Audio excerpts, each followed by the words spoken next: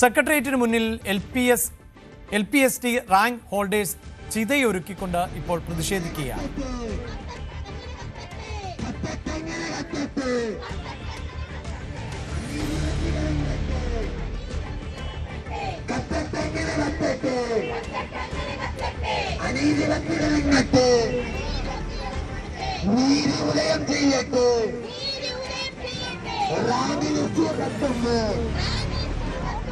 ഞങ്ങളുടെ സ്വപ്നം കത്തുന്നു. രാവും പകലും കുത്തിയിരുന്ന് പഠിച്ചു നേടിയ സ്വപ്നങ്ങൾ തെരുവിൽ കത്തി കഴിയുന്നു. കത്തട്ടെങ്ങനെ കത്തട്ടെ, കത്തട്ടെങ്ങനെ കത്തട്ടെ, അനീതി കത്തി കലങ്ങട്ടെ, നീതി ഉദയം ചെയ്യട്ടെ, റാഗിലിസ്റ്റ് കത്തട്ടെ. ഞങ്ങളുടെ സ്വപ്നം കത്തുന്നു. രാവും പകലും കുത്തിയിരുന്ന് പഠിച്ചു നേടിയ സ്വപ്നങ്ങൾ. L P S T rank holders ആണ് ഇപ്പോൾ ചിതയൊരുക്കിക്കൊണ്ടുള്ള പ്രതിഷേധം നടത്തുന്നത്. വി അരുണാണ് വാർത്തയുടെ വിശദാംശങ്ങളുമായി ചേരുന്നത്. അരുൺ, സെക്രട്ടേറിയറ്റ് പടിക്കൽ നമ്മൾ നിരന്തരമായി സമരങ്ങൾ കാണുകയാണ്. കഴിഞ്ഞ ദിവസം പുല്ല് തിന്നുകൊണ്ടുള്ള സമരം നടത്തിയിരുന്നു. ഇപ്പോഴിതാ ചിതയൊരുക്കിക്കൊണ്ടുള്ള സമരം നടക്കുകയാണ്. അങ്ങനെ പ്രതിഷേധം കൂടുതൽ ശക്തമാവുകയാണ്. പ്രത്യേകിച്ച് ഈ പ്രതിപക്ഷ നേതാക്കളൊക്കെ ഈ പ്രതിഷേധക്കാരെ അഭിസംബോധന ചെയ്യുന്ന സാഹചര്യം കൂടിയുണ്ടല്ലോ.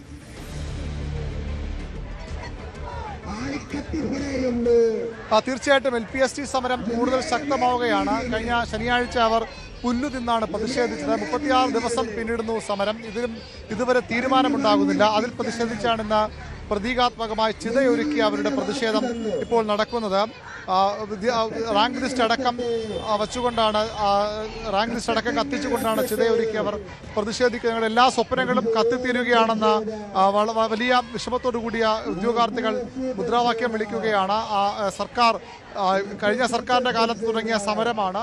അന്ന് UDF നേതാക്കൾ, ഇപ്പോഴത്തെ മുഖ്യമന്ത്രി അടക്കം സെക്രട്ടേറിയറ്റ് മുൻനിർത്തി പറഞ്ഞു ഞങ്ങൾ അധികാരത്തിൽ ഉടനെ തീരുമാനമുണ്ടാകുമെന്നുള്ളതാണ്. പക്ഷേ ഇപ്പോഴും തീരുമാനമാകുന്നില്ല. ഏറ്റവും ഒടുവിൽ അവരോട് പറഞ്ഞത് 2 മാസം കൂടി കാത്തിരിക്കണമെന്നുള്ളതാണ്. അങ്ങനെ കാത്തിരിക്കാൻ എന്ത് ഉറപ്പാണുള്ളതെന്ന ചോദ്യമാണ് ഉദ്യോഗാർത്ഥികൾ ഉന്നയിക്കുന്നത്. ഏതായാലും അവർ എല്ലാ സമരമുറകളും സ്വീകരിക്കുകയാണ്. മറ്റു വഴികളില്ലാതെയാണ് ഇത്തരം സമരം. നിയമനങ്ങളൊന്നും ഈ പട്ടികയിൽ നിന്ന് നടക്കുന്നില്ല. 13 ദിവസമായി സമരസമിതി നേതാവ് വളർമതിയുടെ നിരാഹാര സമരം ഇവിടെ 12ാം ദിവസത്തിലേക്ക് കടക്കുകയാണ്. 36ാം ദിവസം അനിശ്ചിതകാല രാപ്പകൽ സമരവും പുരോഗമിക്കുന്നു. എന്ത് സമരം ചെയ്തിട്ടും സർക്കാരിന്റെ ഭാഗത്ത് അനുകൂല നിലപാടുകൾ ഉണ്ടാകുന്നില്ല.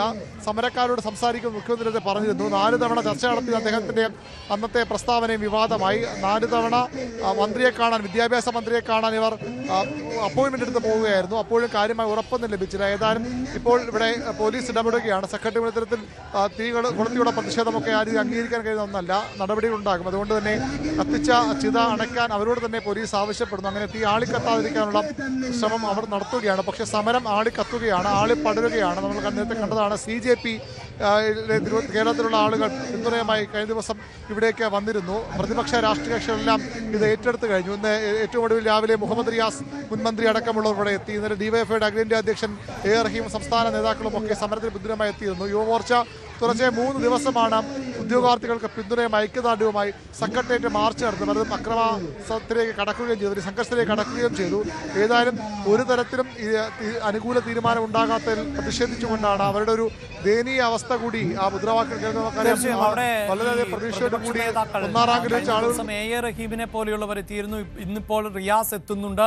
അതിൽ തന്നെ അവരുടെ ഒരു ആരോപണം, അതായത് കഴിഞ്ഞ സർക്കാരിൻ്റെ കാലഘട്ടത്തിൽ ഇടതുപക്ഷം ഉയർത്തിക്കാണിച്ചിരുന്ന ഒന്നാണ് ഈ ഏറ്റവും കൂടുതൽ നിയമനങ്ങൾ നടത്തിയ സർക്കാരാണ് തങ്ങളുടേത് എന്ന്.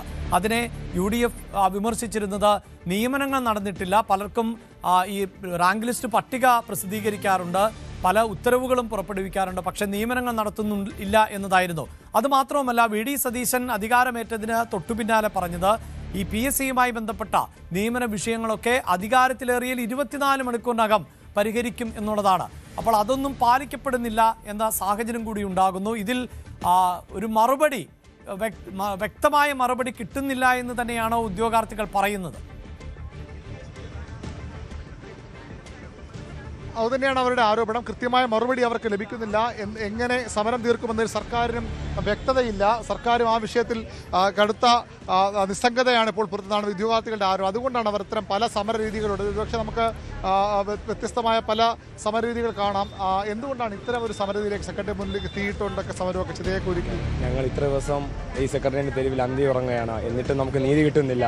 അതും നമ്മൾ ഇന്ന് ദിവസങ്ങൾ തന്നെ കടന്നു പോകുന്നു. സത്യാഗ്രഹമാണെങ്കിൽ നീണ്ടുകൊണ്ട് പോവുകയാണ്. ടീച്ചറിൻ്റെ ആരോഗ്യാവസ്ഥയും ഗുരുതരമായി കൊണ്ടിരിക്കുകയാണ്. എന്നിട്ടും അധികാരികൾ കണ്ണു തുറക്കുന്നില്ല. പ്രതിപക്ഷ കക്ഷികളൊക്കെ ഇപ്പോൾ പിന്തുണയുമായി എത്തുന്നുണ്ടല്ലേ? അപ്പോൾ നമുക്ക് പ്രതിപക്ഷ കക്ഷികളെല്ലാം പിന്തുണയായിട്ട് എത്തിയിട്ടുണ്ട്. നമുക്കൊരു വിശ്വാസം, നമുക്ക് നീതി കിട്ടുമെന്ന് തന്നെയാണ് ഞങ്ങളുടെ പ്രതീക്ഷ. സർക്കാർ 2 മാസം കാത്തിരിക്കാൻ പറഞ്ഞിട്ടുണ്ട്. അപ്പോൾ അത് കാത്തിരുന്നാൽ നീതി കിട്ടുമോ? 2 മാസം കാത്തിരിക്കാനും പറഞ്ഞിട്ടുണ്ടെങ്കിലും പക്ഷെ നമുക്ക് ഉറപ്പ് കിട്ടിയിട്ടില്ല. പക്ഷേ നമുക്ക് പഠിക്കാൻ സമയം വേണമെന്ന് മാത്രമാണ് പറയുന്നത്.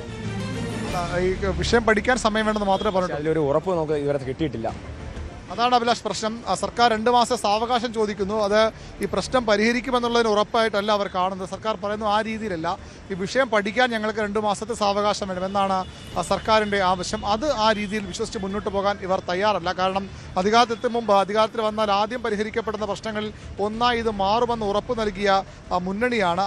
അവരാണിപ്പോൾ ഈ സർക്കാർ രൂപീകരിച്ചിരിക്കുന്നത്. അവരാണ് ഇങ്ങനെ ഇത്തരം ഉറപ്പ് നൽകിയത്. എന്നിട്ടും പരിഹാരമാകാത്തത് കൊണ്ടാണ് ഇത്തരത്തിൽ ഇങ്ങനെ അവർ സമരവുമായി മുന്നോട്ട് പോകുന്നത്. സർക്കാരിൻ്റെ ഉറപ്പ് വിശ്വസിക്കാറായിട്ടില്ലേ? അവർ 2 മാസത്തെ സമയം ചോദിച്ചിട്ട് അവർ 2 മാസത്തെ സമയമാണ് ചോദിച്ചിട്ടുള്ളത്. പക്ഷേ അതിനൊരു ഉറപ്പ് വരുന്നില്ല. 2 മാസം നമ്മൾ കാത്തിരുന്നാലും അടുത്ത് എന്താണ് നമുക്ക് ഒരു നീതിയുള്ള ഒരു വാക്ക് ഇതുവരെ അവർ തന്നിട്ടില്ല. അതുകൊണ്ടാണ് നമ്മളിങ്ങനെ പ്രതിഷേധിക്കുന്നത്. എത്ര നാളിങ്ങനെ സമരം മുട്ടിലെഴുയുന്നു, അതുപോലെ തന്നെ ഈ പുല്ല് തിന്നുന്നു, ഇങ്ങനെ ചിതയൊരുക്കുന്നു? എത്ര നാൾ ഇങ്ങനെ സമരവും മുന്നോട്ട് പോകാൻ കഴിയും? നമ്മൾ അവരുടെ ഒരു ചർച്ചയ്ക്കാണ് പറഞ്ഞിട്ടുള്ളത്. പക്ഷേ അവർ ആ ചർച്ചയ്ക്ക് നമ്മളെ വിളിക്കുന്ന പോലുമില്ല. നമ്മളെ ആവശ്യം ന്യായമായ ആവശ്യമാണ്. നമുക്ക് എല്ലാവർക്കും ജോലി എന്നൊരു ആവശ്യം മാത്രമാണ്. ഇത് രാഷ്ട്രീയമോ വേറൊരു ഇതുമില്ല. നമ്മൾ പറയുന്നത് നമ്മളൊരു ചർച്ചയ്ക്ക് വിളിക്കൂ. പക്ഷേ ആ ചർച്ചയ്ക്ക് പോലും അവർ തയ്യാറാവത്തെയാണ് നമുക്ക് വളരെ വിഷമമുള്ളത്. അവിടെയാണ് പ്രശ്നങ്ങൾ. അഭിലാഷ്, നമുക്കറിയാം കഴിഞ്ഞ പിണറായി സർക്കാരിന് ഏറ്റവും അധികം വിമർശനം ഉയർന്നത് സമരക്കാർ നിരവധി സെക്രട്ടേറിയറ്റ് മുന്നിൽ ഒരു സമര മുന്നണിയാണ് ഇടതുമുന്നണി എന്ന് പറയുന്നത്. അങ്ങനെ ഒരു മുന്നണി ഭരിക്കുമ്പോൾ പോലും സമരക്കാരോട് തികഞ്ഞ അവഗണന, ഇത്രയധികം സമരം നടന്നിട്ടും അവരോട് ചർച്ചയ്ക്ക് സർക്കാർ തയ്യാറായില്ല. ഈ സർക്കാരിനെതിരെ സമാനമായ ആരോപണമാണ് ഇപ്പോൾ ഉയരുന്നത്. അന്ന് ചർച്ചയ്ക്ക് വിളിക്കാത്ത സർക്കാരിനെ നിരന്തരം വിമർശിച്ച അന്നത്തെ പ്രതിപക്ഷം, അന്നത്തെ UDF മുന്നണി ഇന്ന് അധികാരത്തെത്തുമ്പോൾ അവരും ചർച്ചയ്ക്ക് മുഖം കൊടുക്കുന്നില്ല. ചർച്ചയോട് മുഖം തിരിക്കുന്നുള്ളതാണ് ഉദ്യോഗാർത്ഥി ഏറ്റവും വലിയ പരാതി. നമുക്കറിയാം, ഇവിടെ നിന്ന് നോക്കിയാൽ പലപ്പോഴും ഇവരുടെ ഒരു സമര രീതി കൂടിയുണ്ട്. ഇവിടെ നിന്ന് തൊട്ട് പിന്നിലാണ് സെക്രട്ടേറിയറ്റ് നോർത്ത് ബ്ലോക്ക്, മുഖ്യമന്ത്രി VD സതീശൻ ഇരിക്കുന്ന നോർത്ത് ബ്ലോക്ക്, പ്രധാനപ്പെട്ട മന്ത്രിമാരുടെയൊക്കെ ഓഫീസുള്ള നോർത്ത് ബ്ലോക്ക്. ഇവർ പലപ്പോഴും സമരം ചെയ്യുന്നത് അവിടേക്ക് തിരിഞ്ഞു നിന്ന് ആ ഭാഗത്തേക്ക് നോക്കി മുദ്രാവാക്യം വിളിച്ചാണ് അവർ പലപ്പോഴും പ്രതിഷേധിക്കുന്നത്. അങ്ങനെയെങ്കിലും തങ്ങളുടെ ഈ വേദന, തങ്ങളുടെ ഈ ആവശ്യങ്ങൾ അധികാരികളുടെ ശ്രദ്ധയിലെത്തട്ടെ എന്നൊരു പ്രതീക്ഷയാണ് അവർക്കുള്ളത്. പക്ഷേ ഇപ്പോഴും പരിഹാരമുണ്ടാകുന്നില്ല. ഇപ്പോഴും ചർച്ചയ്ക്കാരും അവരെ വിളിക്കുന്നില്ല. ചർച്ചയ്ക്ക് സർക്കാർ തയ്യാറാകുന്നത് അതുതന്നെയാണ് അവരുടെ പ്രതിഷേധത്തിൻ്റെ പ്രധാനപ്പെട്ട കാരണം. എന്താണോ കഴിഞ്ഞ സർക്കാരിനെതിരെ അന്നത്തെ പ്രതിപക്ഷം ഉന്നയിച്ച ആ പ്രധാനപ്പെട്ട ആരോപണം, ഉദ്യോഗാർത്ഥികളെ ഇങ്ങനെ വഴിയിൽ കെടുത്തുന്നു, അവരോട് ചർച്ചയ്ക്ക് പോലും തയ്യാറാകുന്നില്ല. അതേ ആരോപണങ്ങൾ ഈ സർക്കാരിനെ മാസങ്ങൾക്കിപ്പുറം ഈ മുന്നണിയും അതേപടി വേട്ടയാടുകയാണ്. പക്ഷേ സർക്കാർ കൃത്യമായ മറുപടി പറയാനോ ഉദ്യോഗാർത്ഥികളുടെ ആശങ്കയ്ക്ക് പരിഹാരം കാണാനോ തയ്യാറാകുന്നില്ല. അവർ ഇപ്പോഴും ഇങ്ങനെ സമരസഭ നേതാവ് അവരുടെ നിരാഹാര സമരം 12ാം ദിവസത്തിലേക്ക് കടക്കുകയാണ്. എല്ലാ ദിവസവും മെഡിക്കൽ സംഘം എത്തി ഇവിടെ പരിശോധിക്കും.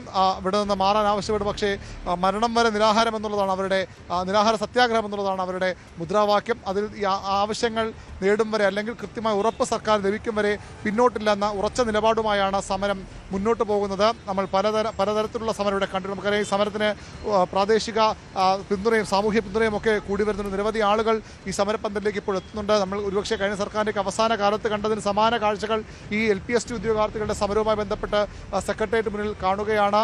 അവർ യോഗ്യരാണ്, കൃത്യമായി പഠിച്ച് റാങ്ക് പട്ടികയിൽ ഇടം പിടിച്ചവരാണ്. എന്നിട്ടും നിയമനം എന്തുകൊണ്ട് നൽകുന്നുള്ള ചോദ്യമാണ് അവർ സർക്കാരിനോട് ചോദിക്കുന്നത്. എന്തുകൊണ്ട് നിയമനം വൈകിയെങ്കിൽ പോലും എന്തുകൊണ്ട് അവരുമായി ചർച്ച നടത്താൻ, അവരുമായി തുറന്നത് ചർച്ചയ്ക്ക് സർക്കാർ തയ്യാറാകുന്നില്ല. അപ്പോയിൻമെൻ്റ് എടുത്ത് മന്ത്രിമാരെ കാണാൻ പോകുന്നതിനെ ചർച്ചയായി മുഖ്യമന്ത്രി ഇടയ്ക്ക് വ്യാഖ്യാനിച്ചിരുന്നു. അതല്ല ചർച്ച. കൃത്യമായി സമരസമിതിയുടെ ആവശ്യങ്ങൾ പരിഗണിക്കാൻ, ചർച്ച ചെയ്യാൻ അവരെ വിളിക്കണം. തയ്യാറാകണം. ഇതുതന്നെയാണ് അവരുടെ ആവശ്യം. ഇന്ന് പ്രതിപക്ഷത്തെ നേതാവായ മുഹമ്മദ് റിയാസ് ആവശ്യപ്പെട്ടത് അതുതന്നെയാണ്. ചർച്ചയ്ക്ക് സർക്കാർ തയ്യാറാകണം. എന്താണോ കഴിഞ്ഞ സർക്കാർ വരുത്തിയ വീഴ്ച, അതേ വീഴ്ചയിലൂടെ ഈ സർക്കാർ ഇപ്പോൾ കടന്നു പോവുകയാണ്. ഇങ്ങനെ സമരം എത്ര നാൾ നീണ്ടുപോകുമെന്ന കാര്യത്തിൽ വലിയ ആശങ്ക തന്നെയാണ് പൊതുവെ ഉയരുന്നത്. സമരസമിതി നേതാവ് വളർമതിയുടെ ആരോഗ്യനിലയും ആ രീതിയിൽ മോശമാവുകയാണ് ഓരോ ദിവസവും. അരുൺ സൂചിപ്പിക്കുന്ന പോലെ തന്നെ വലിയ പ്രതിഷേധം ആണ് ഉയരുന്നത്. 2024 ആയിരുന്നു LPSTയുടെ PSC ടെസ്റ്റ് നടന്നത്. 2025 മെയ് മാസത്തിൽ ഇതുമായി ബന്ധപ്പെട്ട പട്ടിക പ്രസിദ്ധീകരിക്കുകയും ചെയ്തതാണ്. എന്നാൽ പട്ടിക പ്രസിദ്ധീകരിച്ച മാസങ്ങൾ പിന്നിടുമ്പോൾ പോലും ആദ്യ റാങ്കുകാർക്ക് പോലും പല ജില്ലകളിലും ഇപ്പോഴും അപ്പോയിൻമെന്റ് ലഭിച്ചിട്ടില്ല.